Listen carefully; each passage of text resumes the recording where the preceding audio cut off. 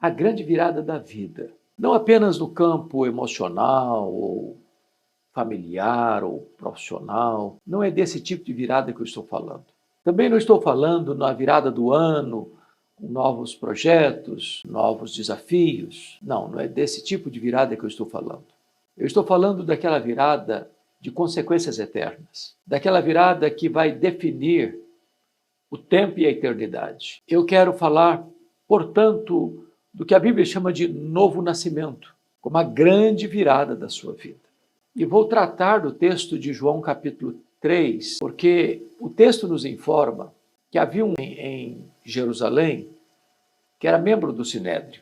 Ele era um mestre dos judeus, era um homem muito religioso, ele era um fariseu. E ele então, sabendo que Jesus estava em Jerusalém, ele vai ao encontro de Jesus uma noite, talvez constrangido de ir publicamente durante o dia. E ele está muito impressionado com a pessoa de Jesus. Ele é um camarada antenado, sabe o que está acontecendo, já tinha certamente tomado conhecimento dos milagres de Jesus, já tinha informação de como Jesus arrastava multidões para ouvir os seus ensinamentos. E ele, impactado com tudo isso, aproxima-se de Jesus e faz os maiores elogios. Diz: Mestre, sabemos que és vindo da parte de Deus, porque ninguém pode fazer os sinais que tu fazes se Deus não for com ele. Ele está correto na sua análise.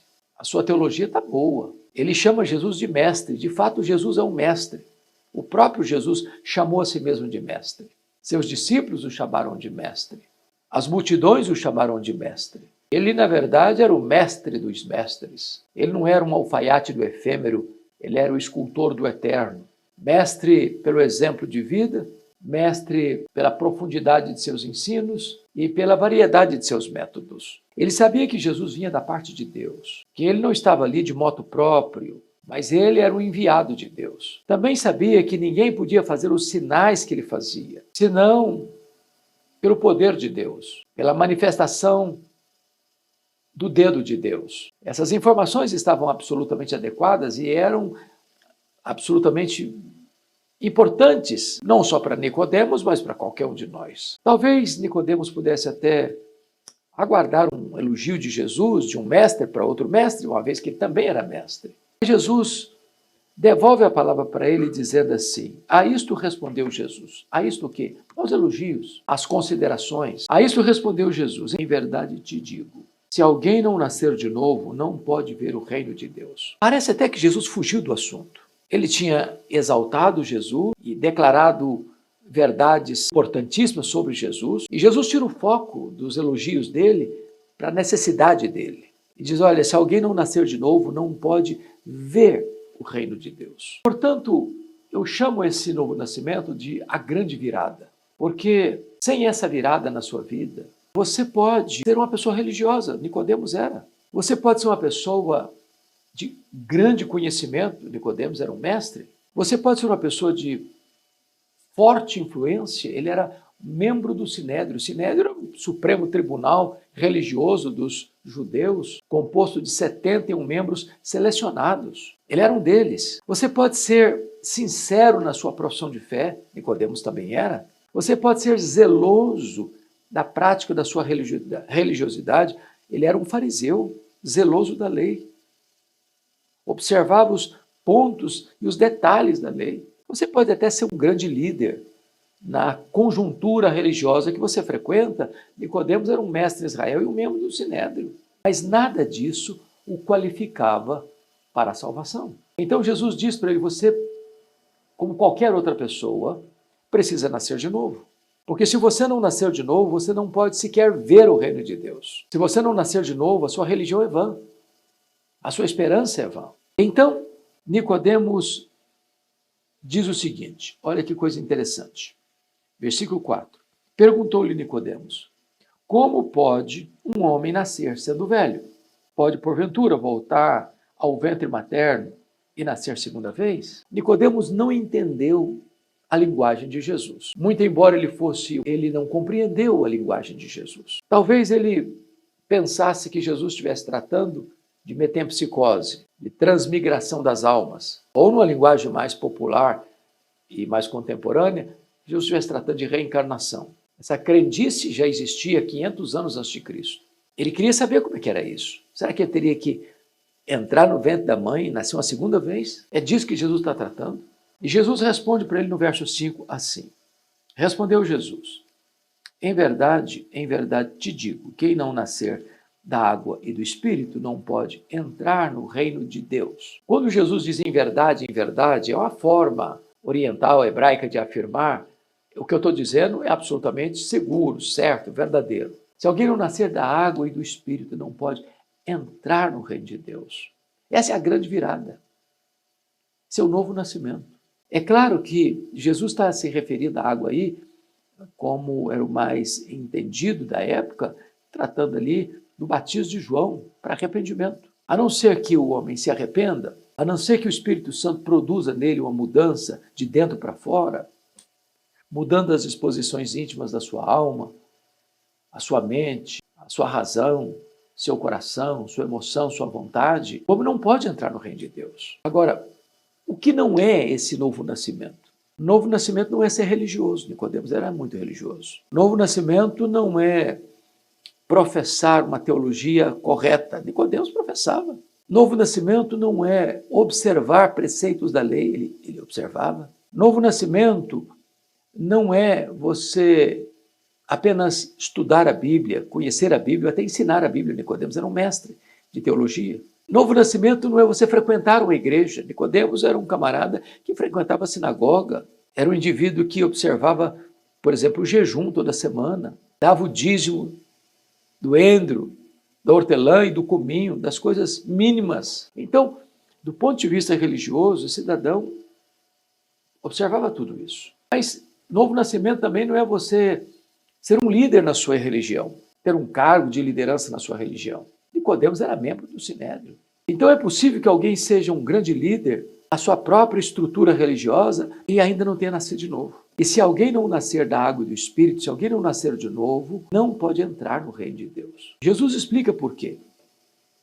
O que é, versículo 6, o que é nascido da carne, o que é nascido do Espírito, é Espírito. Ou seja, a ideia de pensar em voltar lá no ventre da mãe, nascer outra vez, ou de reencarnar, desencarnar, reencarnar, desencarnar, reencarnar, desencarnar, pode fazer 1, 5, 10, 1000 vezes. Vai nascer carne, carne, carne. Não houve mudança essencial, não houve transformação real, não houve novo nascimento. Então não se trata de uma regressão, trata-se de uma transformação. E Jesus então dá uma ordem no verso 7. Não te admires de eu te dizer, importa-vos nascer de novo. E eu quero fazer uma pergunta agora pessoal a você.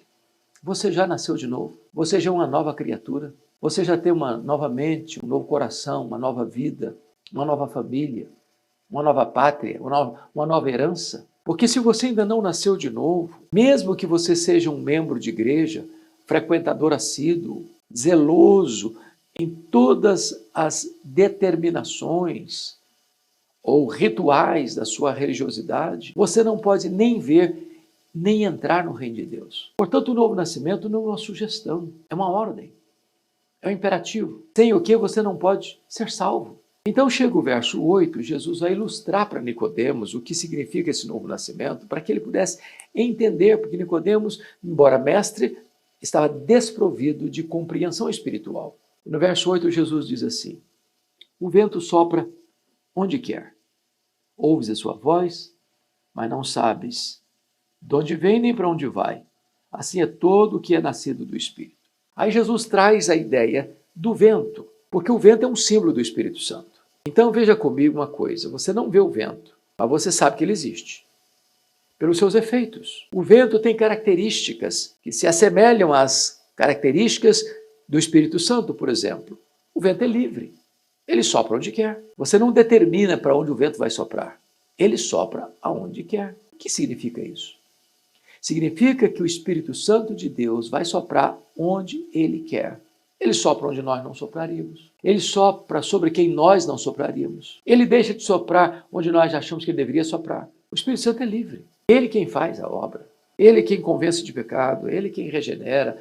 Ele quem nos batiza no corpo de Cristo. Ele quem nos santifica. Ele quem é o selo do Espírito Santo da promessa, Ele que é o penhor da nossa salvação, Ele quem nos dá poder, Ele quem nos transforma de glória na imagem de Cristo.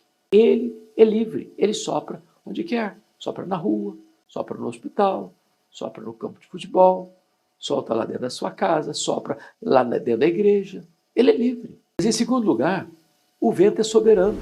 Ele sopra onde quer. Você pode medir a velocidade do vento, mas você não pode impedir que o vento sopre. A salvação é uma obra de Deus. E Deus é soberano na aplicação dessa salvação. Ele planejou, Ele executa e Ele consuma. E Jesus vai dizer que, assim como o vento é livre e soberano, e sopra onde quer, e ninguém pode detê-lo, e ninguém pode domesticá-lo, assim é a regeneração. É essa grande virada, esse novo nascimento. Veja você que nesse versículo, o texto diz: ouves a sua voz, mas não sabes de onde vem nem para onde vai. Ou seja, o Espírito Santo não é domesticado. Ele não está debaixo da autoridade humana. Ele não atende às demandas e exigências do homem. Você não sabe de onde vem, não sabe também para onde vai. Mas ele tem uma voz. E a Bíblia diz: quem tem ouvidos, ouça o que o Espírito diz às igrejas. A voz do Espírito Santo é a voz do Evangelho. Então ele tem uma voz. E o texto diz assim: assim é todo aquele que é nascido do Espírito. O Espírito Santo pode estar hoje tocando em sua vida. E se você ouvir a voz de Deus, não endureça o seu coração. Bom, depois que Jesus usou esta figura do vento para ilustrar a obra do Espírito Santo, regeneradora, nesta grande virada da vida, Nicodemos diz assim: então lhe perguntou Nicodemos, como pode suceder isto? Então, ele ainda não compreendeu a linguagem de Jesus. Ele é um mestre, tem luz na mente, mas não tem discernimento no coração. Como pode suceder isso? Acudiu Nicodemos. E Jesus responde para ele assim, verso 10. Tu és mestre em Israel e não compreendes estas coisas? Olha que coisa curiosa, porque se o evangelho fosse algo apenas racional, ele estaria mais próximo dos intelectuais, dos estudiosos, daqueles que têm mais luz de conhecimento. Mas Paulo diz que as coisas espirituais são discernidas espiritualmente. O homem natural não discerne as coisas do espírito.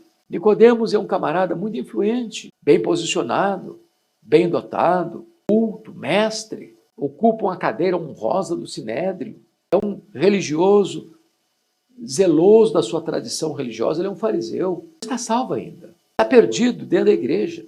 As informações que ele tem estão corretas sobre Jesus, ele ainda não está salvo.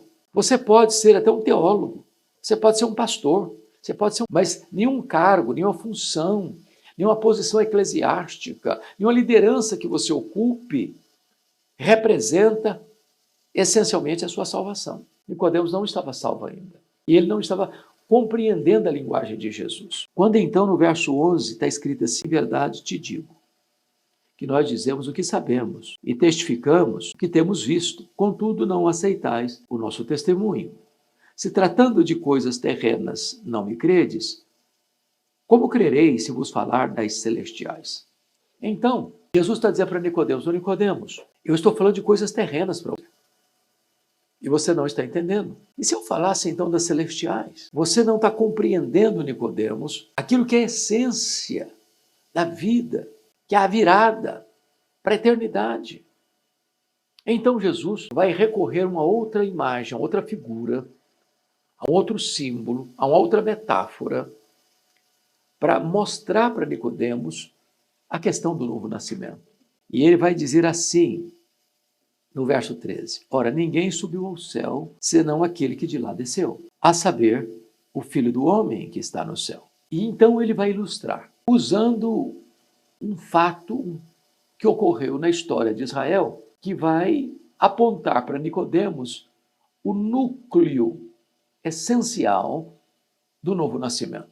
No verso de número 14 ele diz: e do modo por que Moisés levantou a serpente no deserto, assim importa que o Filho do Homem seja levantado, para que todo o que nele crê tenha a vida eterna.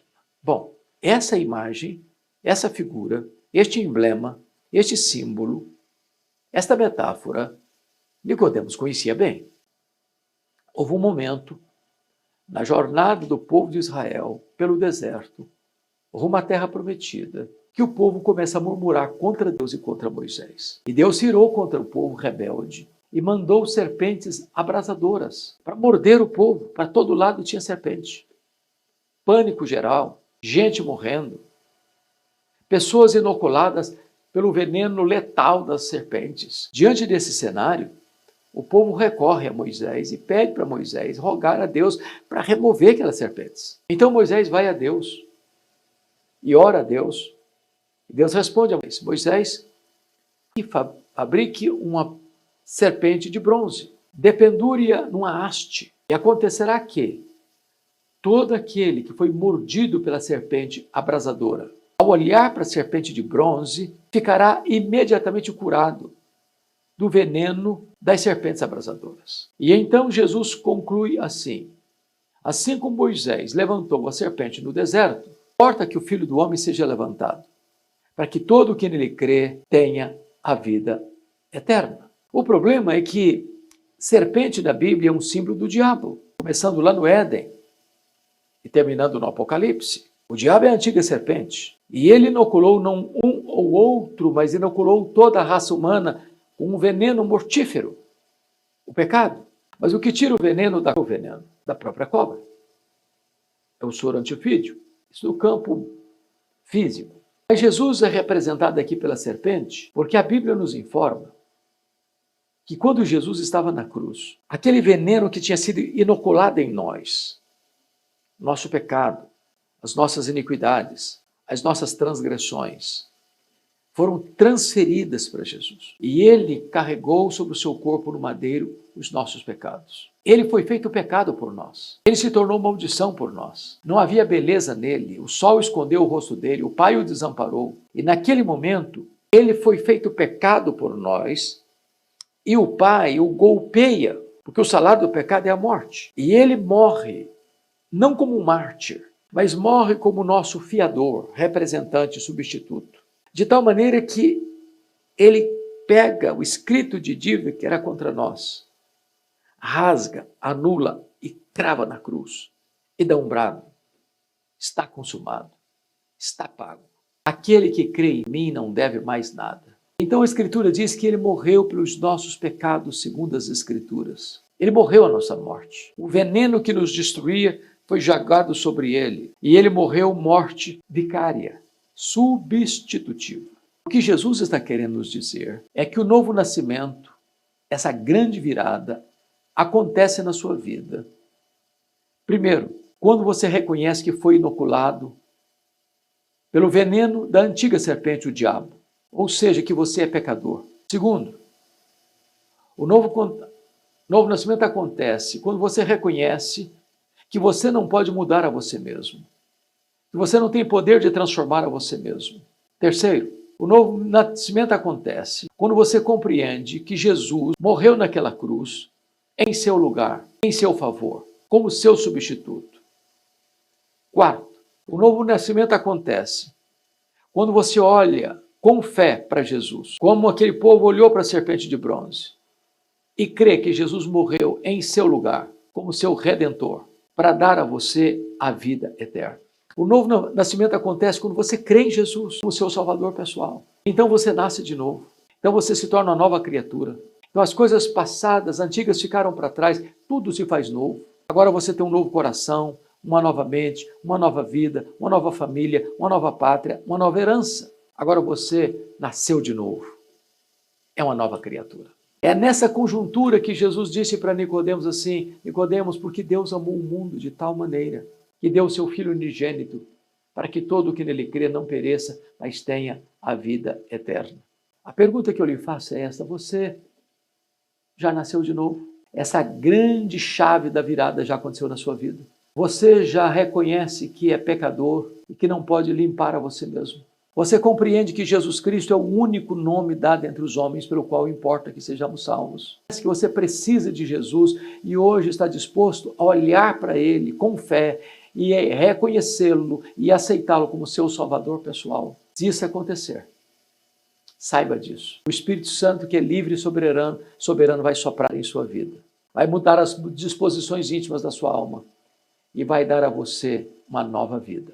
E você vai nascer de novo. E você vai ter a própria vida eterna. Não terá mais condenação.